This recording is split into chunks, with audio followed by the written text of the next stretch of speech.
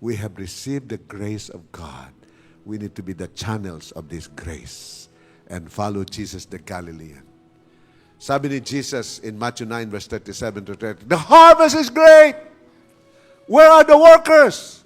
Sabi ni Jesus, napakalaki ng aanihin ko, kundi manggagawa, manalangin tayo na ang kinakailangan ipagtulakan ng iba. Na doon sa opisina kung saan ikaw nagtatrabaho, God will use you. Doon sa eskwela na kung saan nag-aaral ka o nagtuturo, God will use you. In the market where you are, in wherever you are, God will use you. Very comfortable tayo sa worship.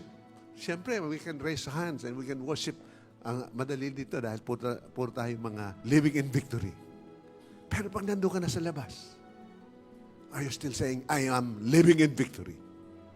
I am able to share the good news of the gospel. I am not ashamed of the gospel. This is the power of God. Mamili ka. Here I am, send me. Or here I am, send someone else.